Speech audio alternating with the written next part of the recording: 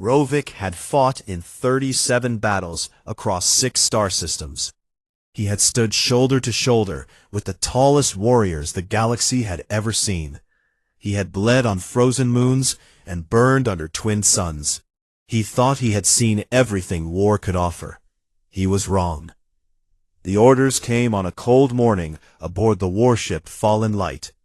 Rovik was sitting in the mess hall, eating his ration paste and trying not to think about the friends he had already lost. A senior officer walked in and dropped a data pad on the table. Rovik picked it up and read the words twice, because he could not believe them the first time. He was being reassigned. Not to another unit of his own kind.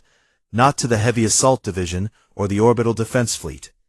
He was being sent to fight alongside humans. Rovik had heard stories about humans.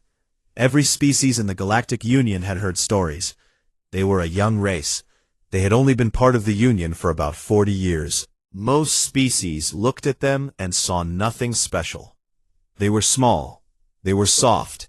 They had no claws, no armored skin, no natural weapons of any kind. Their eyes could not see in the dark. Their ears could not hear the low sounds that traveled through stone and metal. By every measure that mattered in war, they were weak. And yet the Union kept sending them to the front lines. Rovik did not understand why. He arrived at the staging base on a dusty planet called Hallan 3. The air was thin and tasted like iron. The ground was cracked and dry. It was the kind of place where nothing grew and nothing lived unless it had a very good reason to be there. The base was built into the side of a cliff, hidden from enemy sensors by layers of rock and signal jammers. Rovik walked through the main gate and immediately felt out of place. The base was full of humans. They were everywhere. Some were checking weapons. Some were loading supplies onto transport ships. Some were just sitting around and talking, laughing like they were not about to fly into a war zone. That was the first thing Rovik noticed about humans. They laughed. Even here, even now, they found reasons to laugh. A human officer met him at the entrance to the command building. She was shorter than Rovik by almost a full head. Her hair was pulled back tight, and her eyes were sharp and dark. She wore standard combat armor that looked too thin to stop anything. "You must be Rovik," she said. Her voice was calm and even. "I am Yuna. I am the second in command of this unit. Come with me." Rovik followed her through narrow hallways carved into the rock. He had to duck several times because the ceilings were built for humans, not for someone of his size. Yuna walked fast. She did not slow down for him, and she did not look back to see if he was keeping up. She led him to a large room at the center of the base. There was a table in the middle, covered with maps and holographic displays. Around the table stood a group of humans. They all looked up when Rovik entered. One of them stepped forward. He was not the tallest or the biggest. He had a lean build, and a face that looked like it had been through a lot of hard years. There were scars on his hands. His eyes were steady and quiet, the kind of eyes that did not blink when things got bad. "I am Teho," he said. "I lead this team. Welcome." Rovik gave a short nod. "I was told I would be joining your unit for the mission to retake Outpost Ven." "That is correct," Teho said. He turned back to the table and pointed at a map. Outpost Ven was taken by the enemy 12 days ago. It sits on a moon with low gravity and no atmosphere outside the outpost walls. The enemy has dug in deep. They have at least 300 fighters inside, maybe more. We are going in with 40. 40 against 300. Yes. That is not a battle. That is a death sentence. Teho looked at him without any change in his expression. "We have done worse." Rovik did not know what to say to that. He looked around the room at the other humans. None of them seemed worried. None of them seemed afraid. A young woman with short hair was cleaning a medical kit in the corner. She looked up and gave Rovik a small smile. "That is Subin," Yuna said. "She is our medic. She will keep you alive if anything goes wrong." And if she cannot? Rovik asked. Subin answered without looking up from her kit. Then I will make sure it does not hurt. Another human was sitting on the floor with pieces of machinery spread out around him. He was young, maybe the youngest in the room, and his fingers moved with the quick practice speed of someone who had taken things apart and put them back together 1,000 times. Jiwan, Teho said, nodding toward the young man. Our engineer. If it has wires, he can make it do what we need. Jiwan looked up and gave a lazy wave. Nice to meet you, big guy. Rovik did not return the wave. He was too busy trying to understand what he was seeing. These were the people who were supposed to fight beside him. These small, fragile, laughing people. He had fought with species that could crush stone with their bare hands. He had fought with species that could survive in the vacuum of space without a suit. And now the Union expected him to trust his life to a group of humans who looked like they could break if you pushed them too hard. That night, Rovik sat alone in his assigned quarters and wrote a message to his old unit commander. He said that he had arrived at the staging base. He said that the humans seemed confident, and he said that he did not expect to survive this mission. He did not send the message right away. He held the datapad in his hands and stared at the ceiling. Somewhere down the hall, he could hear the humans talking and laughing again. He heard Subin's voice, then Jiwan's, then a loud burst of laughter from someone he did not recognize. Rovik closed his eyes. In a few hours, they would board the transport ships and fly toward the moon. In a few hours, the laughing would stop and the fighting would begin. He had seen enough battles to know that confidence meant nothing when the shooting started. The only thing that mattered was what you did when everything went wrong. He deleted the message. If he was going to die, he would not die complaining about it. He slept for 3 hours. When he woke up, the base was quiet. He put on his armor, checked his weapon, and walked to the landing bay. The humans were already there, standing in a line beside the transport ship. Their faces were different now. The jokes were gone. The smiles were gone. They stood still and straight, and their eyes were hard. Teho stood at the front. He looked at his team one by one. He did not give a speech. He did not shout or wave a flag. He just looked at them, and they looked back at him. And something passed between them that Rovik could not name. Then Teho turned and walked onto the ship. One by one, the others followed. Yuna, Subin, Jiwan, all of them. Rovik watched them go. Then he took a breath and followed them into the dark. The transport ship shook hard as it entered the moon's thin atmosphere. Rovik gripped the metal bar above his seat and felt his stomach drop. The gravity was weak here, maybe half of what he was used to, and the ship moved in ways that felt wrong. It dipped and tilted and rattled like it was falling apart from the inside. The humans did not seem to notice. They sat in their seats with their helmets on and their weapons across their laps. Some of them had their eyes closed. Some were checking their gear one last time. Jiwan was whispering something to himself, moving his lips without making a sound. Subin was tightening the straps on her medical pack.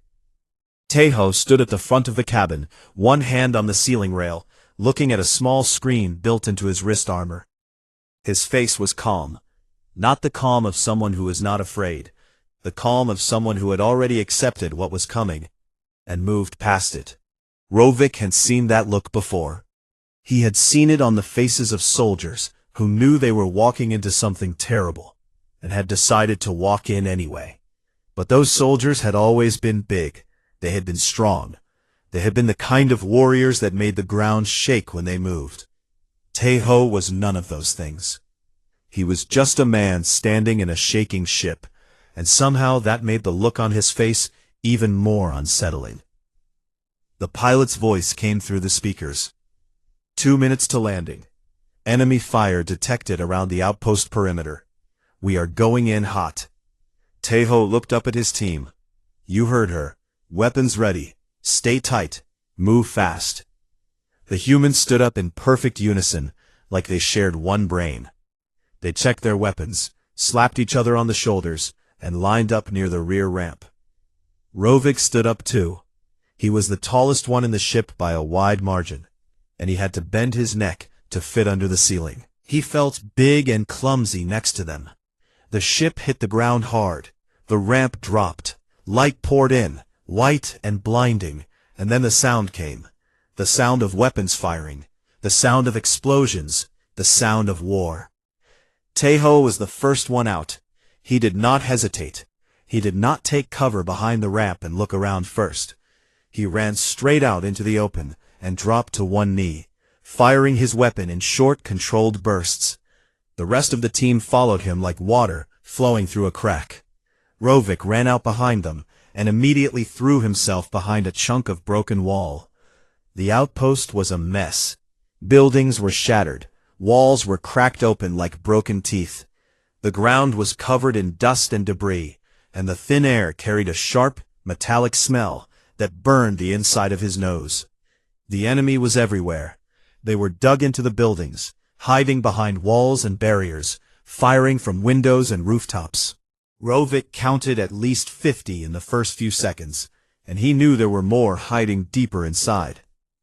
Their weapons made a high, whining sound, and the shots hit the ground around him with enough force to crack stone. Rovik fired back. His weapon was bigger and louder than the human weapons, and each shot punched through walls like they were made of paper. He hit 2 enemies in the first 10 seconds, but for every one he knocked down, 2 more appeared. He looked over at the humans.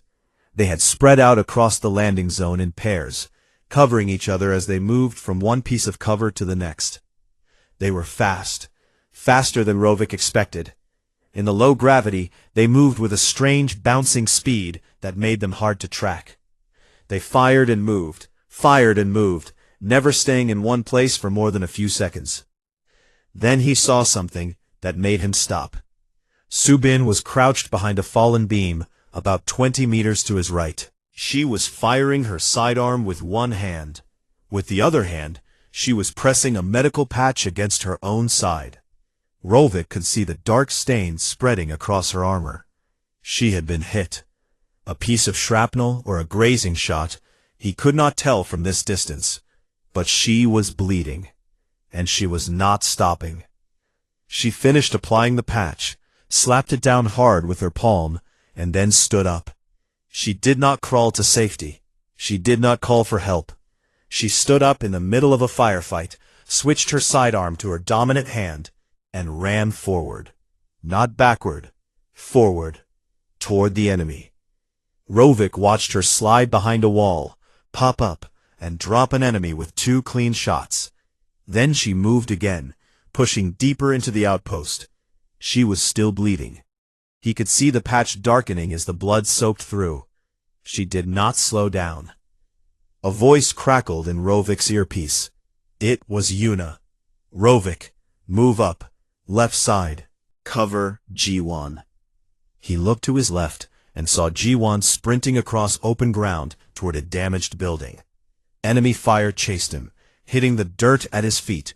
G1 dove through a broken window and disappeared inside. A moment later, Rovik heard a short burst of gunfire from inside the building. Then silence. Then G1's voice came over the radio. Building clear. I found an enemy relay station. Give me 90 seconds. 90 seconds. In the middle of a battle, with enemies closing in from every direction, G1 wanted 90 seconds to work on a piece of machinery. Rovik wanted to scream at him. 90 seconds was a lifetime in combat. Men died in less than 2. But Tejo's voice came back immediately. You have your 90 seconds. Everyone hold position and give G1 room to work. The team did not question it. They did not argue. They just shifted their positions and started firing harder, drawing enemy attention away from G1's building.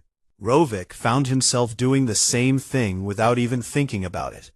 He moved to a better position and laid down heavy fire toward the eastern side of the outpost, where the largest group of enemies was gathering. The next 90 seconds were the longest of Rovik's life. He burned through 2 full power cells. An enemy shot hit the wall next to his head, and sprayed him with hot fragments. He felt a sharp sting across his cheek, but did not stop firing.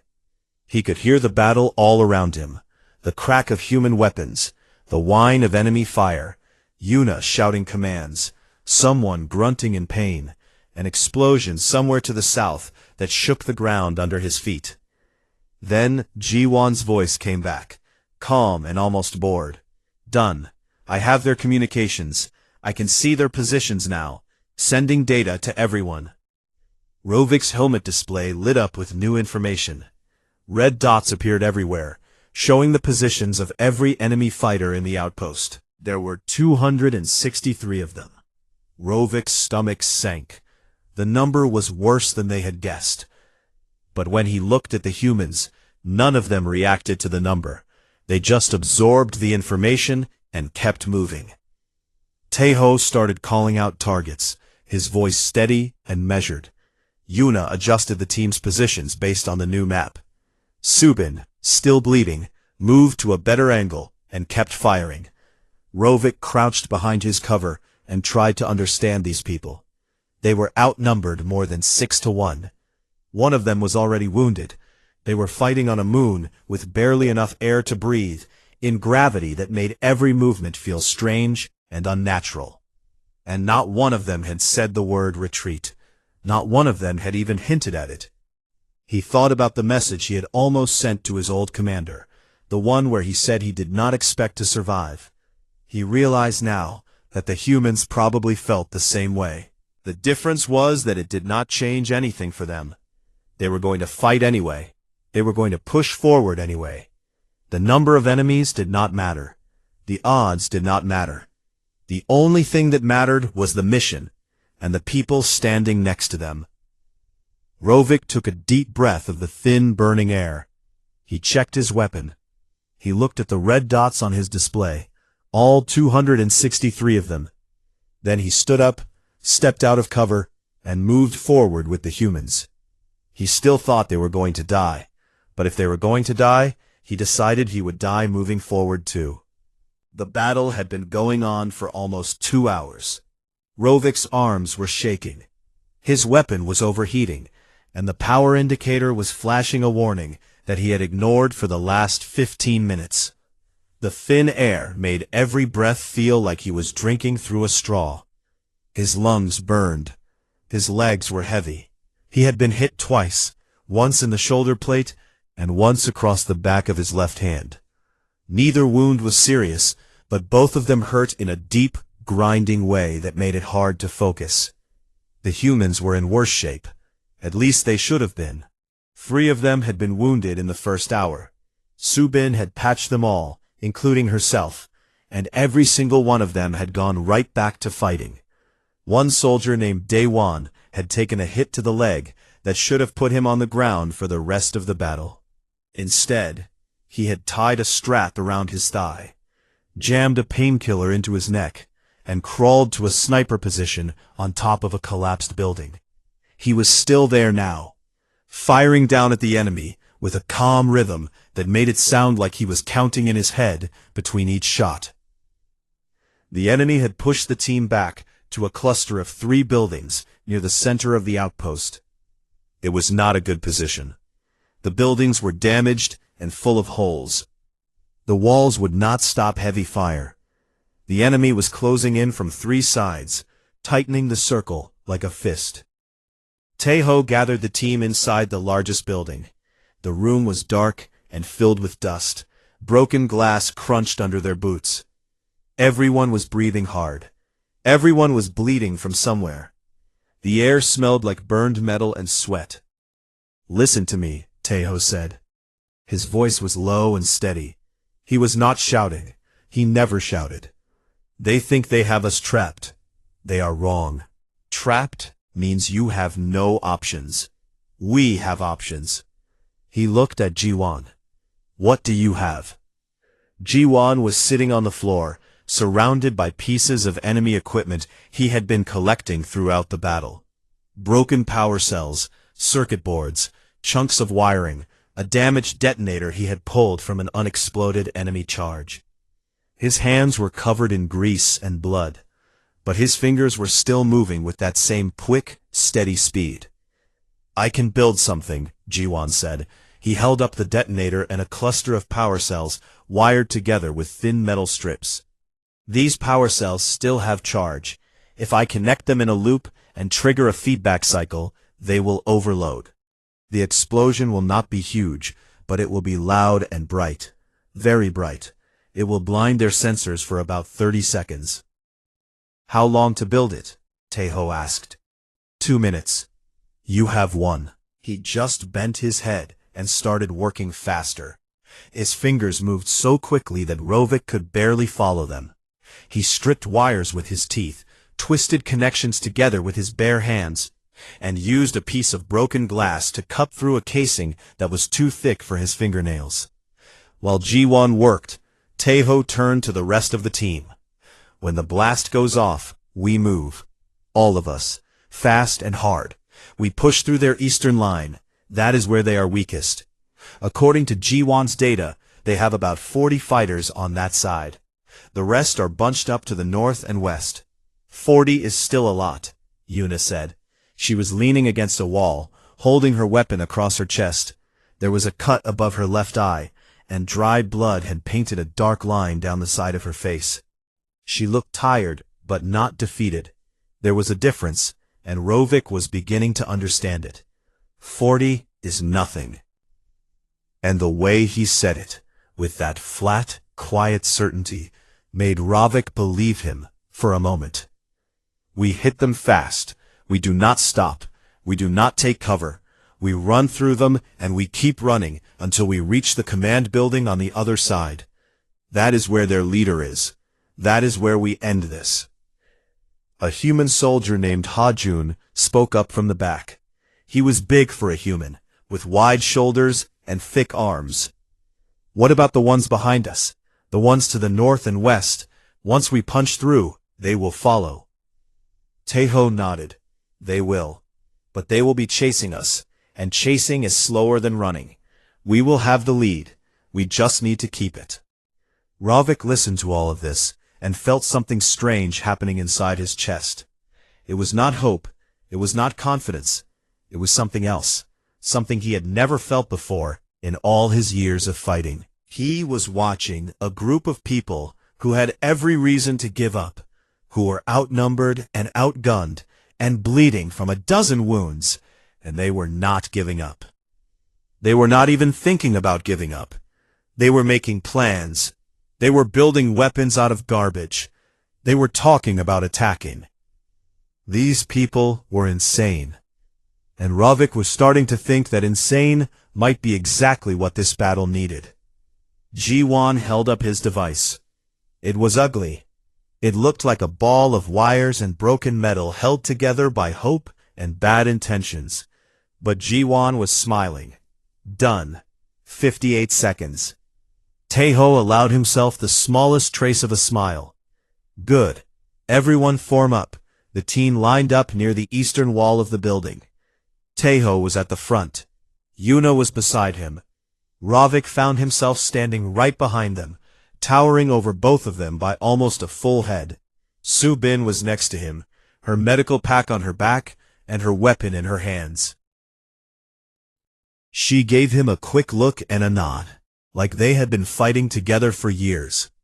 Jiwan moved to the wall, found a crack big enough to fit his arm through, and held the device outside. "On my count," Taeho said. 3, 2, 1. Jiwan triggered the device and pulled his arm back. For 1 second, nothing happened. Then the world turned white. The blast was not large, but it was blinding. A wave of light and sound erupted outside the building, and Rovik felt the heat of it through the wall.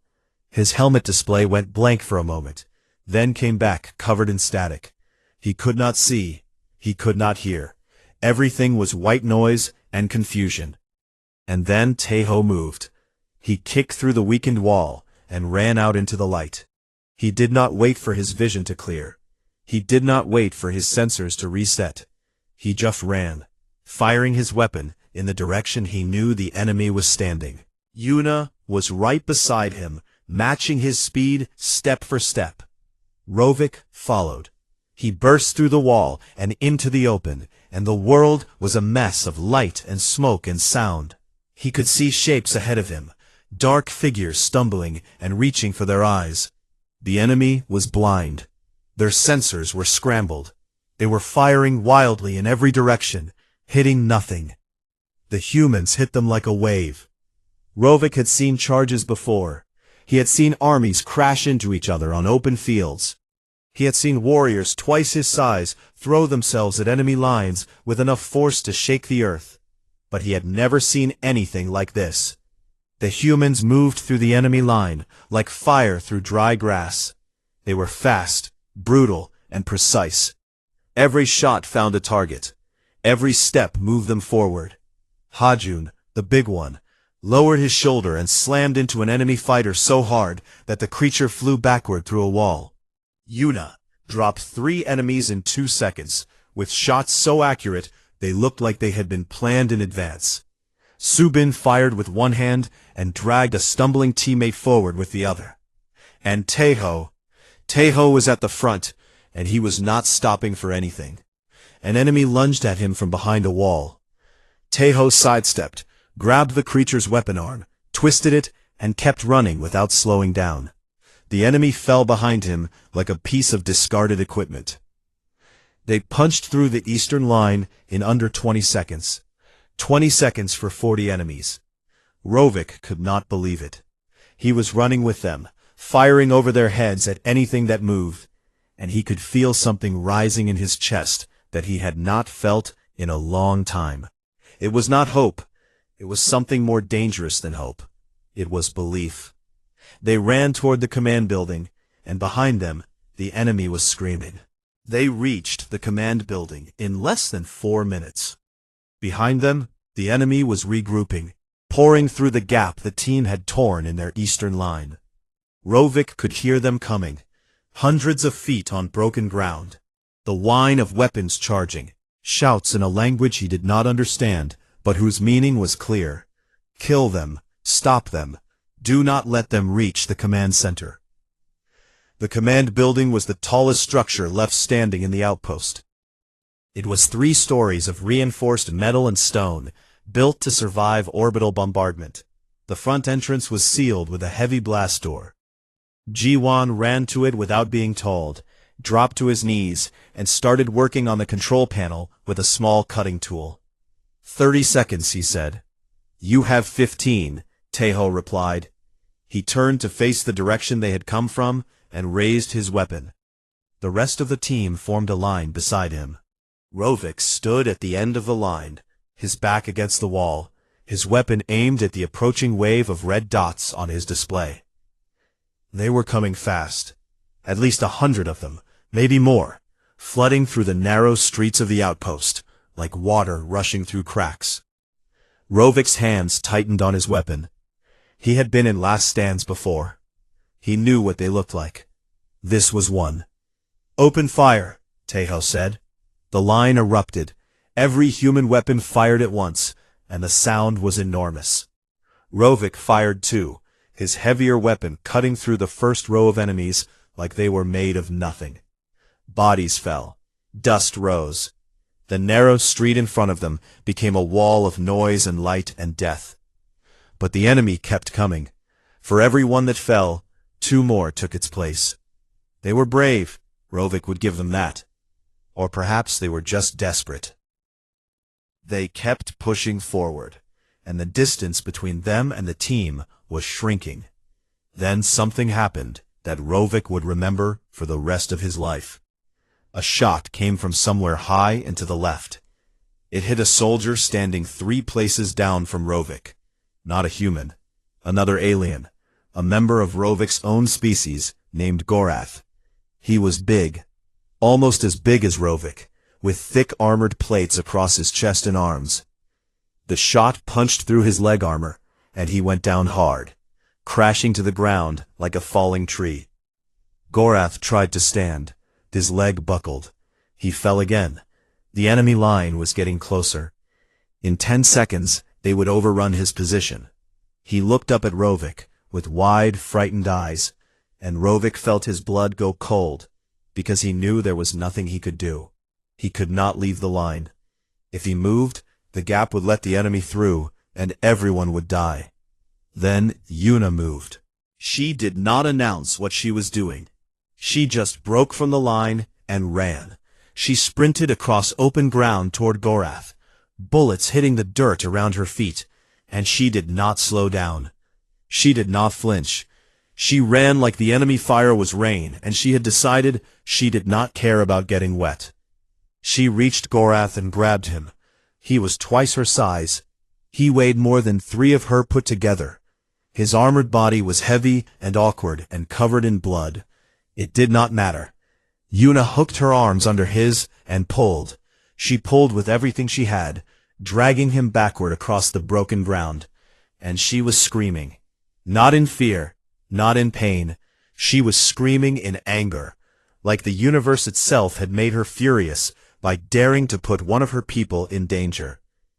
Rovik watched her drag Gorath 10 meters across open ground, while enemy fire tore the air around her. A shot hit her shoulder plate, and she stumbled, but did not fall. Another shot grazed her helmet and left a black burn mark across the side. She kept pulling. She kept screaming. She got Gorath behind a wall and dropped him. Subin was there immediately, her hands already moving, cutting away his damaged leg armor and pressing a heavy bandage against the wound. Yuna stood up, breathing hard, blood running down her arm from where the shoulder hit had cracked her armor and cut the skin beneath. She looked at Rovik. Her eyes were wild and burning. "Get back on the line," she said. Then she picked up her weapon and ran back to her position. Rovik stared after her. He had seen acts of bravery before. He had seen soldiers throw themselves on explosives to save their friends. He had seen warriors stand alone against impossible numbers. But he had never seen someone so small carry someone so large through a wall of fire with nothing but muscle and rage. A sound made him turn.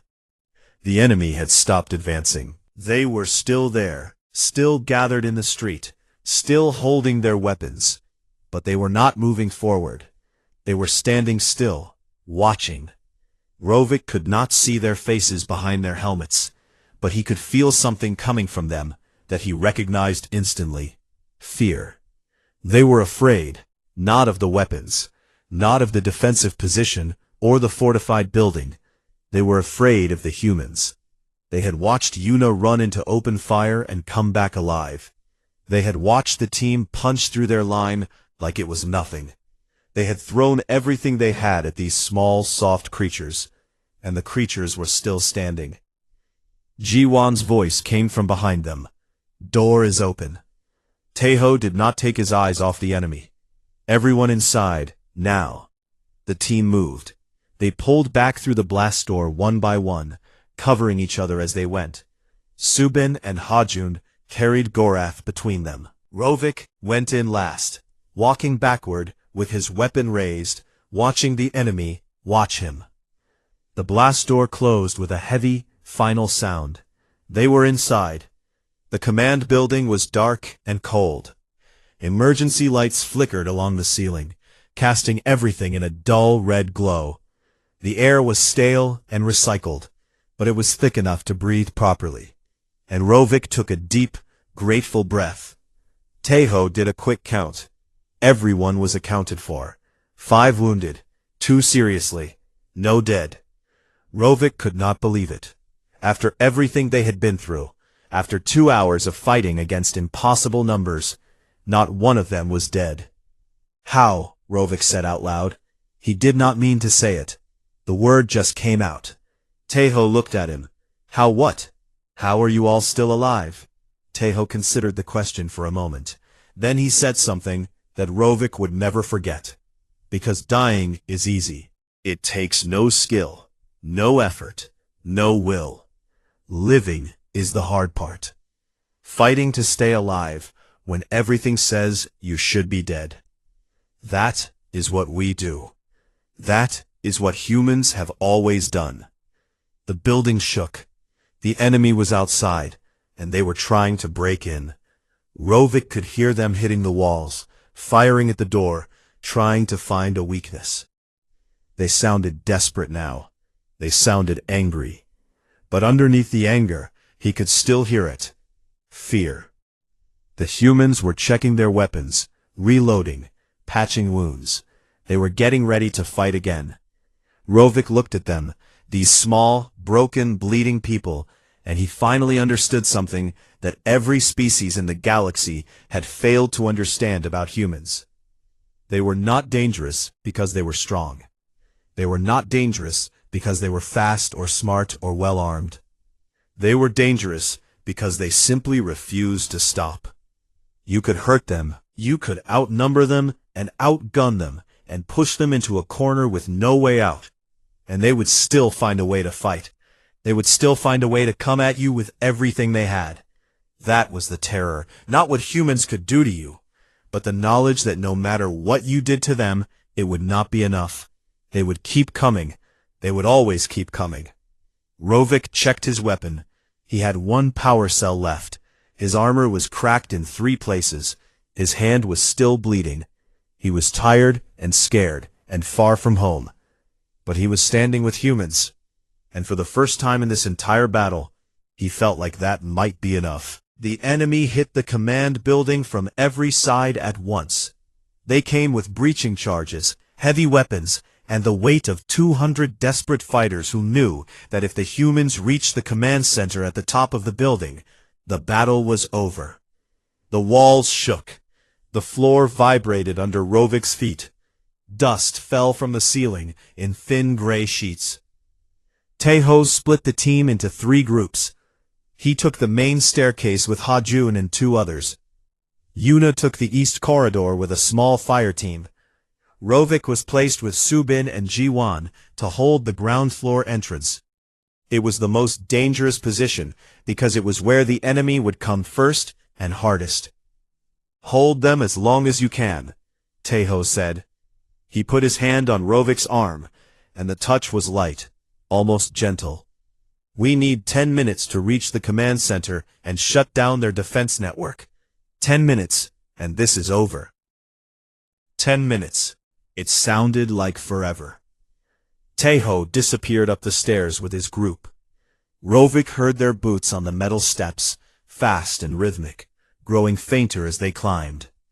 Then the first breaching charge blew the front door off its frame, and the world turned into noise. They poured in.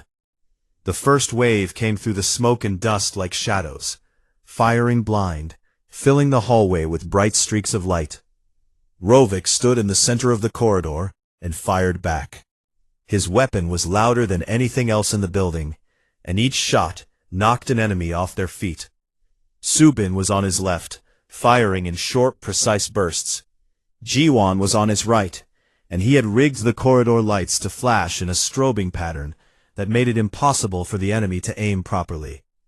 The first wave fell. The second wave climbed over the bodies and kept coming. Rovik's power cell ran dry. He ejected it, reached for another, and realized he had none left. For one terrible second, he stood there holding an empty gun, while the enemy surged toward him. Subin saw it happen. Without a word, she pulled a sidearm from her belt and tossed it to him. It was tiny in his hands, built for human fingers, and it felt like holding a toy. But it fired, and right now, that was all that mattered. He fired the sidearm with one hand, and used his other arm to knock enemies aside when they got too close. He was bigger than them, stronger, and in the narrow corridor, his size was an advantage for the first time in this battle. He became a wall. Nothing got past him. 3 minutes gone. 7 to go. An explosion rocked the east corridor. Rovik heard Yuna's voice over the radio, sharp and fast. "They breached the east side. We are holding, but I need support." There was no support to send. Every human, every weapon, every ounce of strength they had left was being spent right now, in this moment, to buy Taeho his 10 minutes. 5 minutes gone. 5 to go. Ji-won took a hit. A shot caught him in the side, spinning him around and dropping him against the wall. He slid down and sat there for a moment. His hand pressed against his ribs, his face twisted in pain. Subin moved toward him, but he waved her off. "I am fine," he said through gritted teeth. He pulled his hand away. There was blood, but not as much as Rovik expected. The shot had gone through the soft part of his armor, cutting flesh, but missing anything vital. Jiwon grabbed his weapon, used the wall to push himself back to his feet, and started firing again. Rovik looked at him. This young man, this skinny, clever boy who made jokes and built bombs out of garbage, was standing on his feet with a hole in his side and fighting like nothing had happened. Rovik had fought beside species that were bred for war, engineered from birth to feel no pain and show no mercy. None of them had ever impressed him as much as Jiwon did in that moment. 7 minutes gone. 3 to go. The enemy made one final push. They came in a solid mass, filling the corridor from wall to wall. They were done being careful. They were done being tactical. They just threw bodies at the problem, hoping that sheer numbers would overwhelm the defenders. Rovik braced himself. Subin stepped up beside him, so close that her shoulder touched his arm. Jiwon was on the other side, leaning against the wall, bleeding, smiling, even now. They fired until the corridor was so full of smoke that they could not see. They fired until the floor was covered in fallen enemies. They fired until Rovik's tiny borrowed sidearm clicked empty, and he threw it at the nearest enemy and swung his fists instead. And then the lights changed. The red emergency lights that had been flickering since they entered the building suddenly turned white. A deep hum vibrated through the walls, through the floor, through the air itself. Rovik felt it in his chest, in his teeth, in the bones of his skull. Taeho's voice came over the radio, calm, quiet, like he was ordering a meal. "Command center secured. Defense network is down. It is over." The enemy stopped. They just stopped. The ones in the corridor froze, their weapons lowering. The hum grew louder, and through the broken walls, Rovik could see the outpost's defense turrets turning, swiveling away from the sky and pointing down at the enemy positions. Jiwon had not just hacked their communications. He had given Taeho the keys to the entire outpost, and Taeho had used them. A broadcast went out on all enemy channels. Rovik did not understand the words, but he understood the tone. Surrender. It is finished. One by one, the enemies dropped their weapons. The sound of guns hitting the floor echoed through the building like rain on a metal roof. It was the most beautiful sound Rovik had ever heard.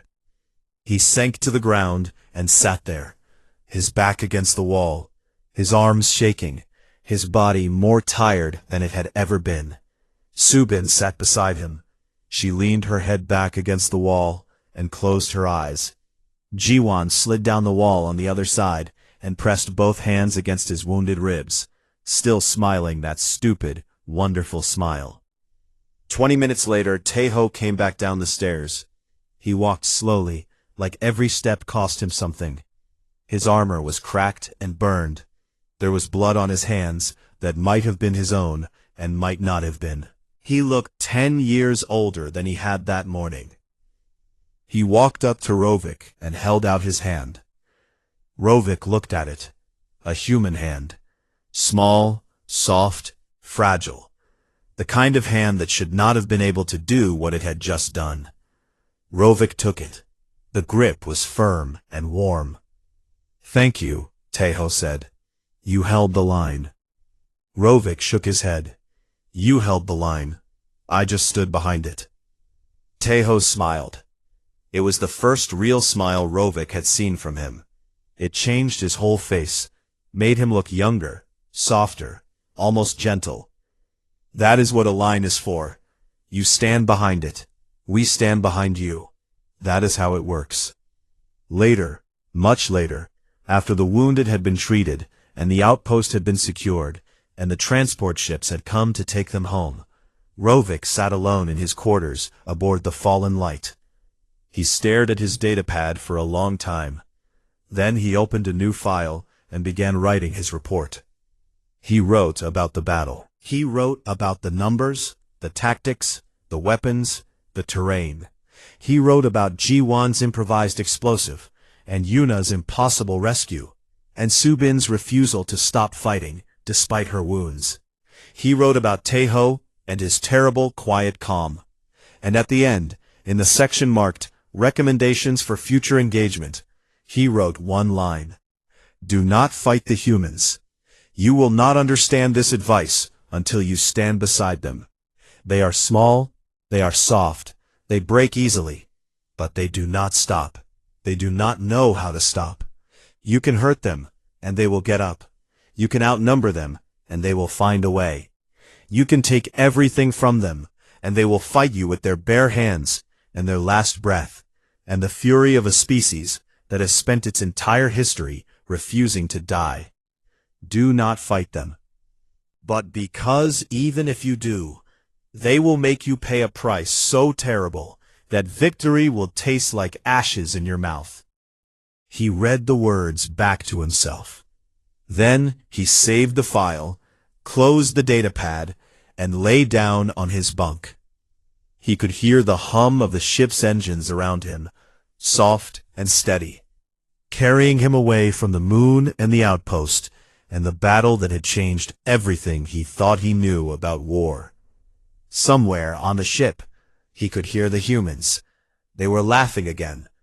Rovik closed his eyes and smiled.